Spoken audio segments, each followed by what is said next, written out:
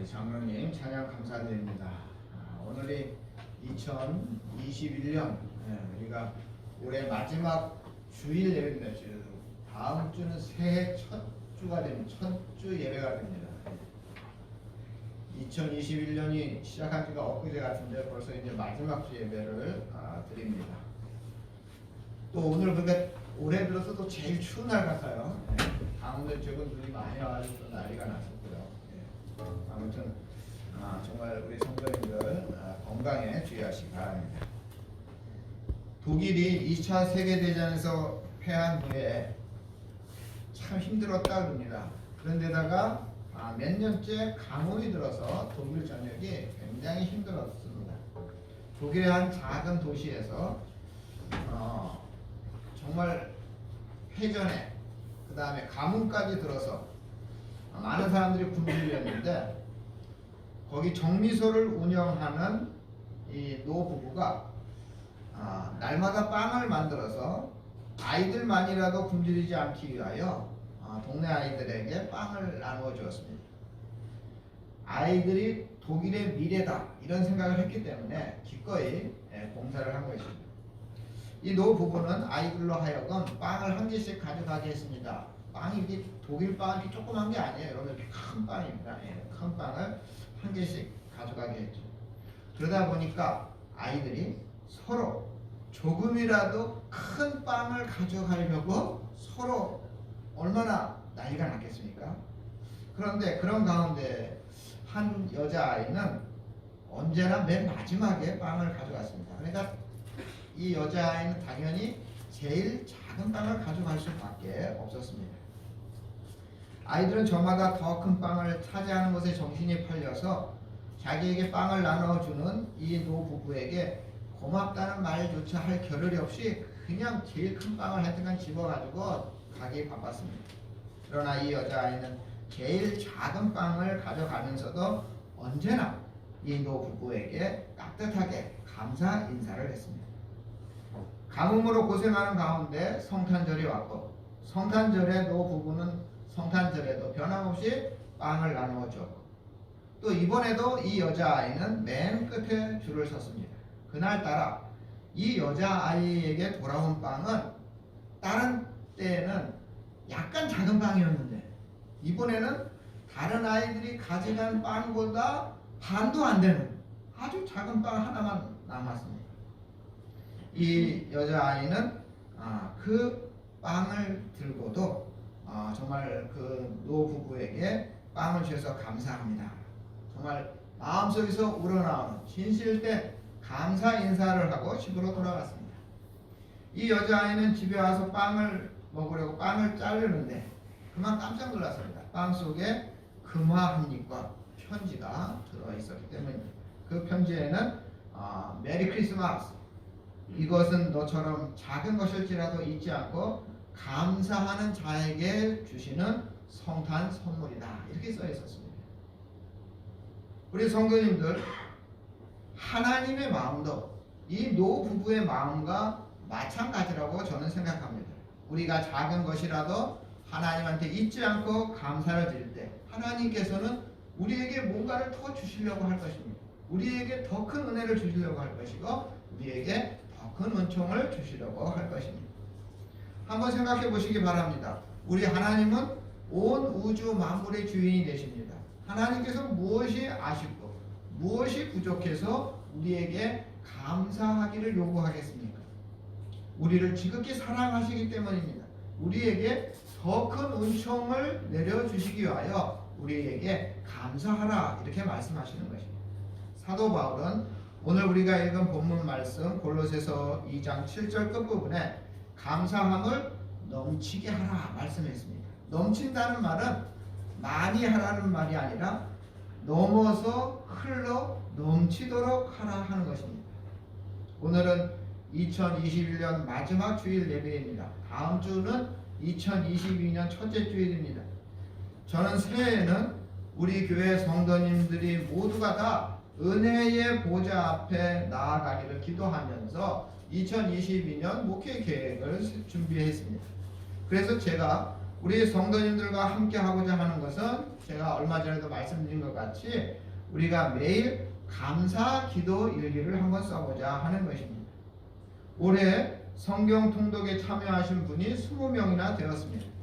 내년 감사 기도 일기는 우리 모든 성도님들이 참여하여 하나님의 그 크신 은혜의 보좌 앞에 함께 나아갔으면 좋겠습니다. 설교를 못하는 목사님이 계십니다. 또 혼자 사시는 할머니가 계십니다. 이 두 분의 공통점은 목사님이나 할머니나 두 분 다 영감이 없다는 것입니다. 무슨 말인지 못 알아듣셨죠? 웃으셔야 되는데 안 웃으려고. 네? 그러니까 설교를 못하시는 목사님이나 혼자 사시는 할머니나 두 분의 공통점은 뭐라고요? 네, 영감이 없다는 겁니다. 설교를 못하시는 목사님은 성령의 감동이 없으신 것이고 혼자 사시는 할머니나 할아버지가 안 계신 거죠. 오늘 우리 성도님들 모두에게 성령의 감동이 흘러넘쳐야 하겠습니다. 우리 성도님들 모두 감사기도 일기를 통해서 하나님 은혜에 대한 감사의 영감을 회복하시기를 바랍니다. 마음과 정성만 있다면 우리가 성경 통독보다는 쉽다고 생각을 하는데요. 매일매일 3가지 감사 기도를 한번 노트에 적어 보시기 바랍니다. 제가 오늘 노트랑 이 헌금함을 나눠드렸는데요. 예를 들어서 뭐 이런 겁니다. 오늘도 거뜬히 잠자리에서 일어날 수 있게 해주신 하나님 감사합니다. 뭐 이런 겁니다. 점심에 콩나물국밥을 아주 맛있게 먹게 해주신 하나님 감사합니다.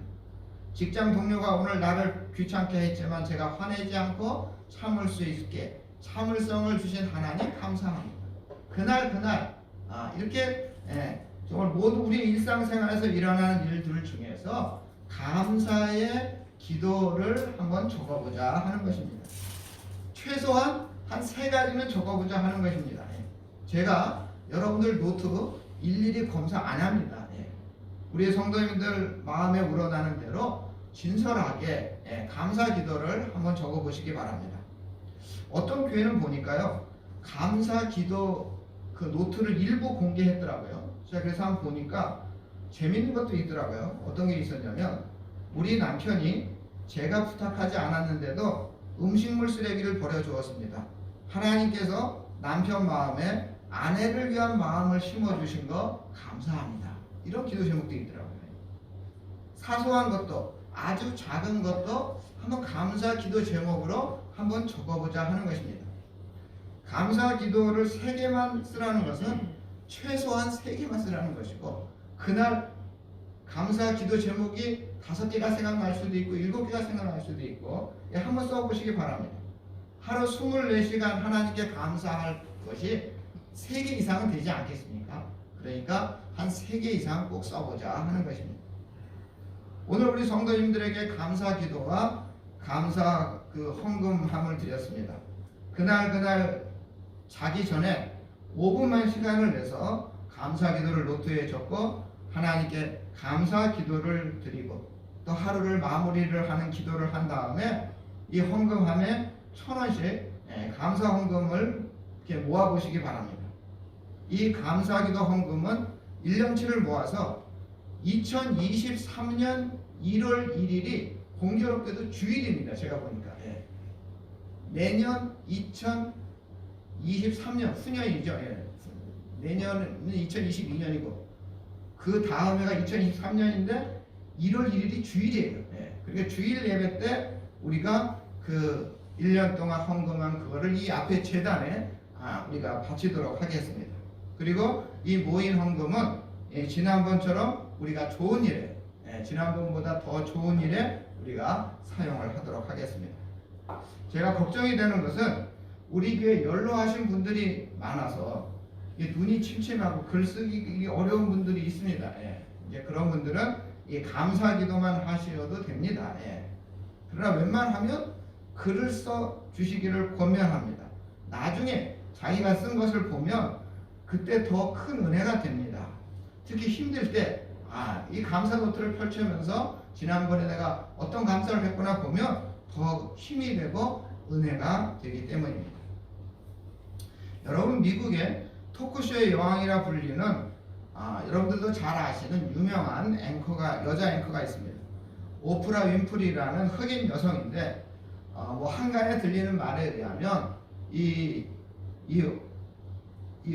오프라 윈프리가 미국 대통령에 출마해도 당선이 될 것이다. 뭐 이런 정도로 인기가 높다 그럽니다. 그런데 이 오프라 윈프리는 흑인 여성이고, 여러분 그렇게 이쁜 것도 사실 아닙니다. 미혼모의 딸로 태어났고 할머니 손에서 자란 굉장히 불우한 출신 배경을 가지고 있습니다. 14살에 삼촌에게 성폭행을 당해 임신을 했고, 엄마처럼 이 오프라 윈프리도 미혼모가 되었습니다. 설상가상으로 태어난 아이마저 죽었습니다. 너무 일찍 세상의 쓴맛을 본 그녀는 절망하여 막 살죠. 그래서 가출도 하고 마약도 복용하고 자포자기의 삶을 살아갔던 사람입니다. 그러다가 양아버지를 좋은 사람을 만나게 돼서 인생의 반전을 이루게 됩니다. 그녀의 양아버지 이름이 버넌 윈프리인데, 이 버넌 윈프리가 이 오프라 윈프리에게 두 가지를 가르쳐줍니다.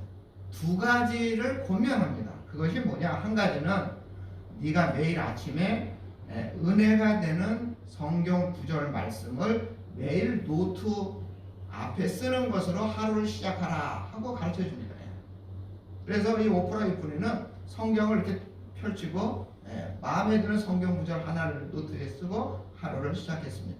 그리고 또 하나는 그날 하루 마무리하면서 감사기도 3가지를 노트에 써라. 이 두 가지였다 그랬어요.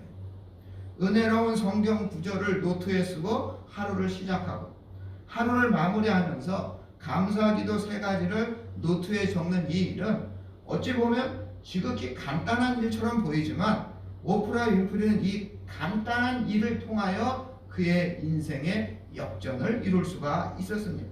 다시 새롭게 일어났고 세계적인 영향을 지닌 인물로 우뚝 설 수 있었습니다.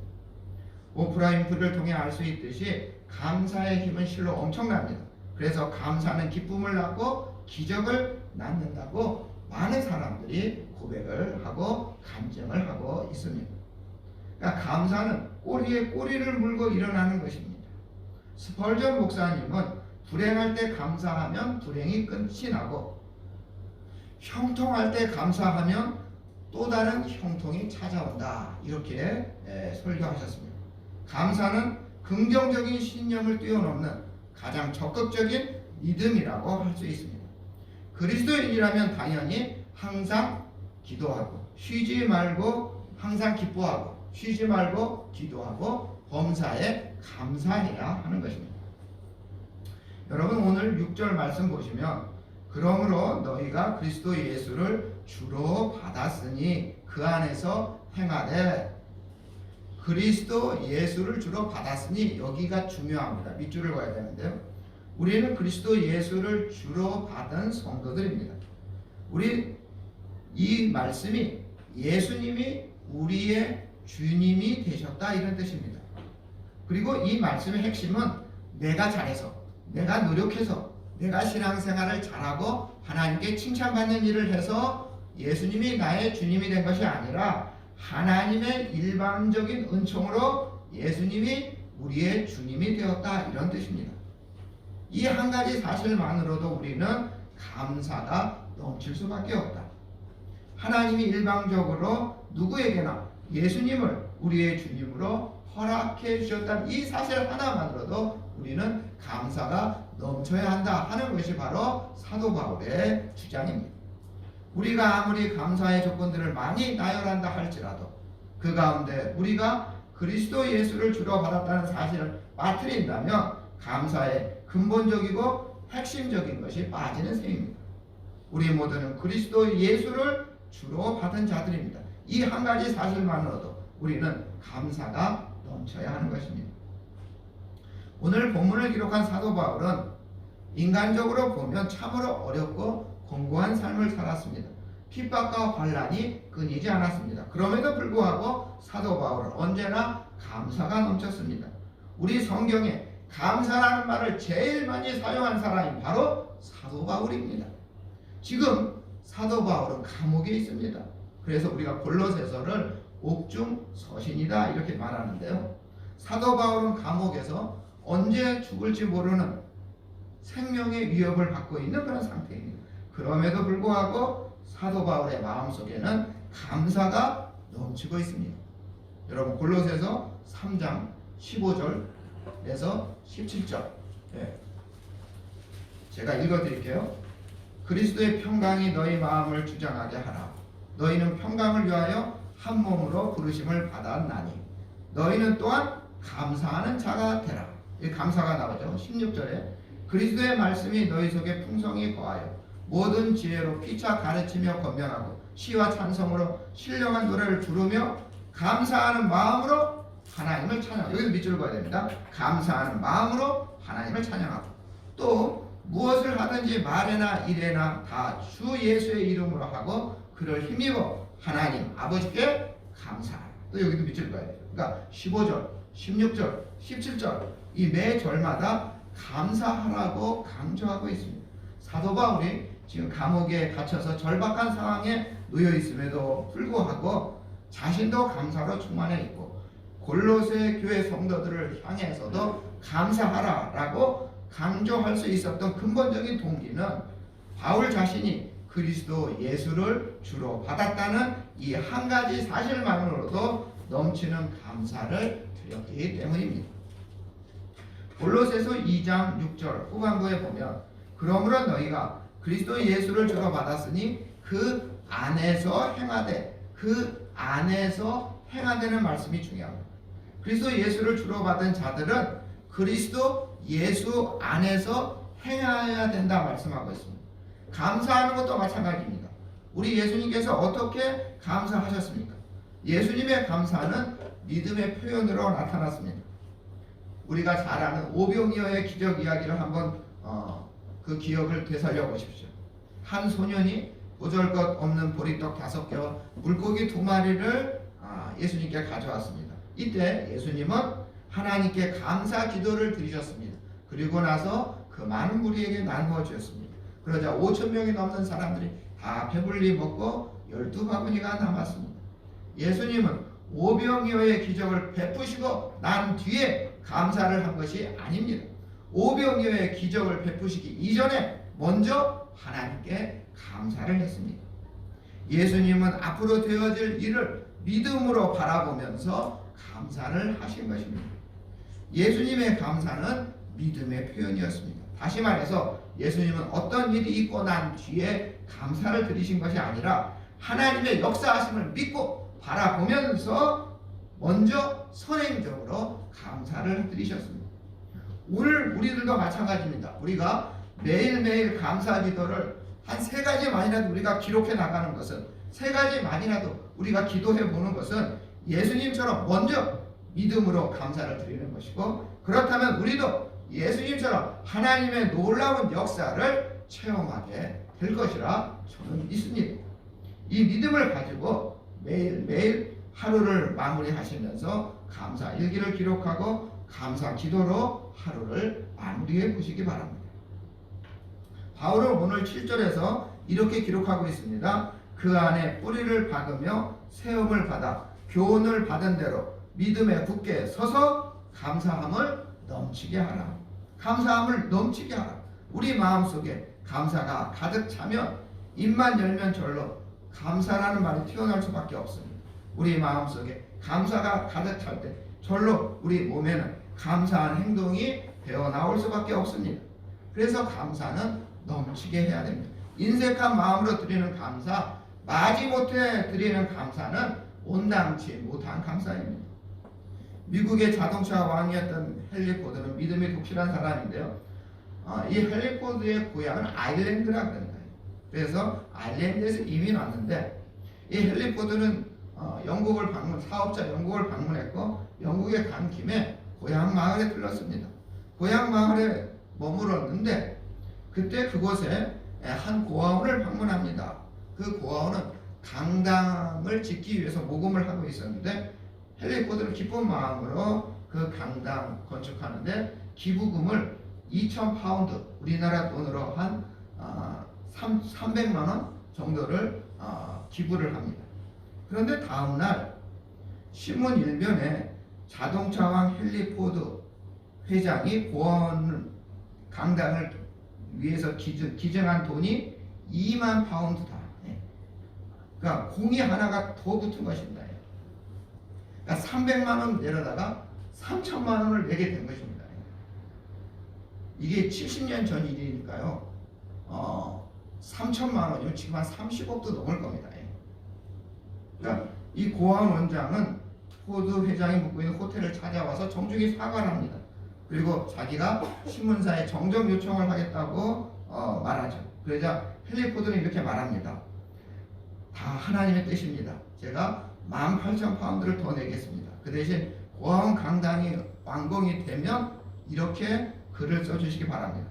헨리 포드가 아니고 하나님 뜻에 의해 드려진 헌금으로 지어진 강당, 이렇게 쓰게 부탁합니다. 감사함을 넘치게 하라. 이것은 우리의 뜻이 아닙니다. 하나님을 향하신 하나님의 뜻입니다. 우리는 절대적으로 이 말씀에 순종할 뿐입니다. 우리를 향하신 하나님의 은혜가 넘치는 것처럼 하나님을 향한 우리의 감사함도 마땅히 넘쳐야 할 것입니다.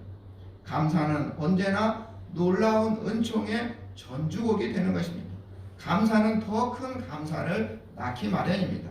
이 믿음을 가지고 우리 성도님들 2022년에는 매일매일 감사 기도 일기를 써보시고 감사 기도로 하루를 마무리해 보시기 바랍니다. 마지막으로 감사의 글을 소개해 드립니다. 당신이 많은 세금을 내야 한다면 감사하십시오. 당신에게 안정된 직장과 사업장이 있다는 뜻입니다. 당신의 몸무게가 늘어 옷이 맞지 않는다면 감사하십시오. 당신은 먹을 것이 넉넉한 인생을 살아가는 것입니다.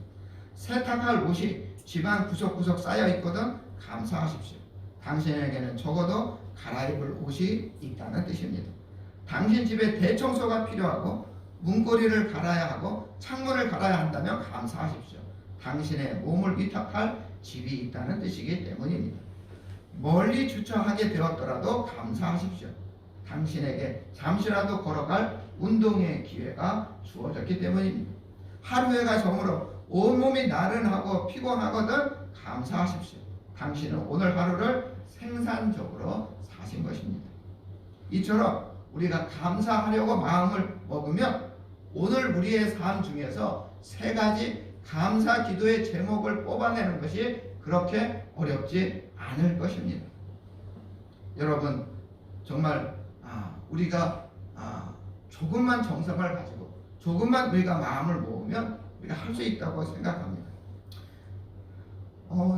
제가 아까도 말씀드렸는데 걱정이 되는 것은 요즘 제가 성경 쓰고 있다고 전에 말씀드렸는데 너무 힘듭니다. 저도 힘듭니다. 이게 성경 쓰려니까 자꾸 침침해서 제가 힘듭니다. 그래서 제가 회개하는 마음으로 더 열심히 쓰고 있습니다.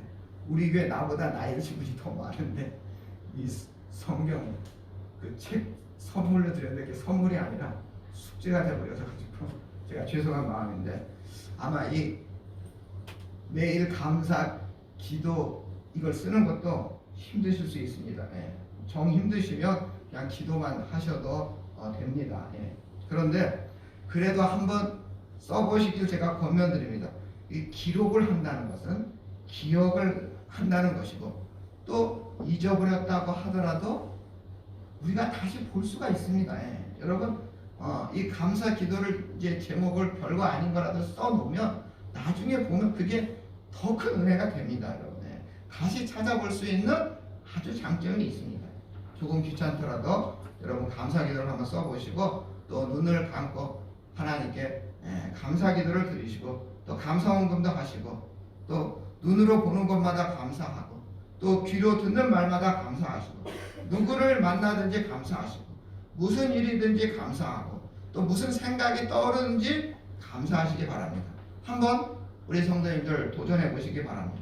내가 매일 감사했을 때 과연 나에게 무슨 일이 생기나 안 생기나 한번 도전하는 마음으로 한번 해보시기 바랍니다. 말씀에 순종해서 범사에 감사함으로 우리 삶 속에 감사함을 넘침으로 하나님의 보좌 앞으로 다 함께 나아가는 우리 전원교회 성도님들이 다 되시기를 주님의 이름으로 축원합니다. 하나님 감사합니다. 그 어떤 감사보다 제일 감사한 것은 그리스도 예수를 주로 받은 자가 되게 하심을 감사드립니다. 우리들 모두 어떤 상황이라도 감사할 수 있게 하여 주시옵소서. 눈으로 보는 것마다 감사하게 하시고 귀로 듣는 것마다 감사하게 하시고 누굴 만나든지 감사하게 하시고 무슨 일을 당하든지 감사하게 하여 주시옵소서. 특별히 전주 전원교회 성도님들 2022년에 매일 3가지 이상 감사 기도를 하고 감사 헌금도 하려고 합니다. 주님께서 함께하여 주셔서 우리 성도님들 한 분 한 분 크고 놀라운 역사를 체험하게 하시고 넘치는 은혜를 받게 하여 주시옵소서. 말씀에 순종해서 범사에 감사함으로 은혜의 보좌 앞으로 우리가 함께 나아가게 하여 주시옵소서. 우리를 구원하신 예수님의 이름으로 기도드립니다. 아멘.